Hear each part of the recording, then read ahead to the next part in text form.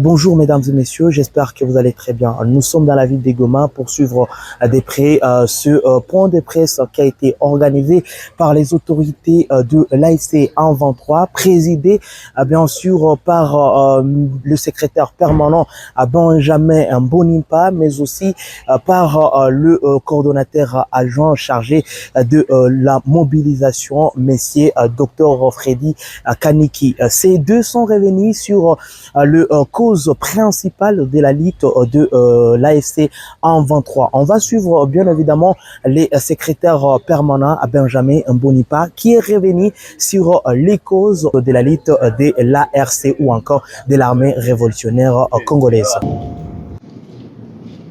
La première est la mauvaise gouvernance, qui a des corollaires comme la discrimination, l'État failli, la non-application des différents accords précédents, Sun City 2003, acte d'engagement de Goma 2008, accord du 23 mars 2009, déclaration de Nairobi 2013. Une communauté internationale. Parmi les causes profondes des conflits de la RDC, nous avons la communauté internationale qui évite de traiter les causes profondes des conflits. Elle devient complaisante et complice des régimes de Kinshasa. L'autre cause profonde, ce sont les groupes armés. Le pouvoir des régimes de Kinshasa entre en collision avec les groupes armés pour perpétrer des affres et des exactions contre une partie de la population ou une zone linguistique. Hier, c'était contre la communauté Tutsi, en général, les Banyamulenge et les rwandophones. Et aujourd'hui, ça devient tous les swahilophones. C'est parmi les causes profondes du conflit. Vous avez les tribalismes, notre cause profonde du conflit. La personne qui vous parle ici a mené la délégation de l'AFCM 23 à Kinshasa pendant 14 mois. Nous étions 3. En arrivant à Kinshasa, ils nous ont accueillis, mais ils ont dit qu'il y a un seul Congolais et les autres ne sont pas des Congolais. Et les seuls Congolais dont ils parlaient, c'est les porte-parole. Ils ont banalisé l'exclusion, l'ethnicisme, la xénophobie, le refus de l'autre, le refus de reconnaître les personnes parlant Kinyarwanda comme des Congolais. Et autour de la table, les enfants de la blague, ne sachant pas que cela fait partie des causes profondes des conflits qui mènent à des guerres récurrentes.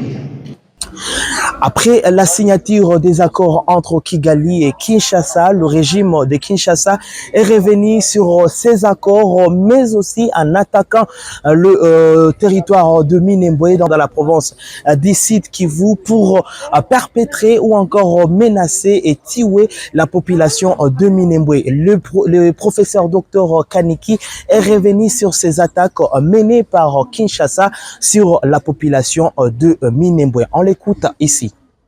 Nous avons observé un cessez-le-feu unilatéral. Mais même dans ce cessez-le-feu unilatéral, nous avons été attaqués. Et c'est dans ce cadre que nous avons fait des avancées sur le terrain, des progrès, parce qu'on nous attaque tout le temps. Mais il arrive un moment où ça devient insupportable. Cette guerre a commencé à cause d'une discrimination, d'une exclusion d'un groupe de la population congolaise que les autres considèrent comme non désirables, non tolérables, qu'on ne peut pas tolérer ou qu'on ne peut pas vivre avec. Et sur base de cette exclusion, la guerre est née. Aujourd'hui, cette population demeure indésirable. C'est pourquoi un avion civil est abattu à Minembwe alors qu'il acheminait des médicaments pour une population sinistrée une population enclavée qui n'a plus de médicaments, avec les hôpitaux et les dispensaires qui ferment leurs portes aux malades parce qu'ils n'ont plus de médicaments. Cette situation est connue à Kinshasa, mais le programme ou le plan qui a été élaboré d'épuration ethnique est tel que pour ceux qui ne meurent pas par balle ou par machette, qu'on les extermine par la faim. C'est systématique, c'est une mort douloureuse et lente, mais sûre. Alors, il y a des choses que nous avons tolérées, mais il y a des choses que nous n'allons pas tolérer. Assez, c'est assez. C'est-à-dire, s'ils ne respectent pas ce cessez-le-feu, s'ils ne respectent pas les accords, s'ils ne respectent pas même les conventions internationales, parce que ça, nous considérons ça comme un crime de guerre, un crime contre l'humanité, parce que c'est un avion civil, un avion avec une mission purement humanitaire qui a été abattu. Alors, un éventuel commencement de la guerre encore dans cette zone ne sera pas dû à notre refus d'observer le cessez-le-feu, mais ça sera une réponse à toutes ces provocations et le non-respect et la violation de ce cessez-le-feu par le gouvernement. Pour finir, mesdames et messieurs, je vous rappelle que le secrétaire permanent de l'AFC 123, M. Benjamin Mbonipa, est toujours d'accord avec le pourparler de Doha et ils seront toujours prêts à rejoindre Doha dès que le téléphone sonnera pour rejoindre Doha. Je suis Zungu Chema, lui, pour les comptes de Voice of Kivu à Goma.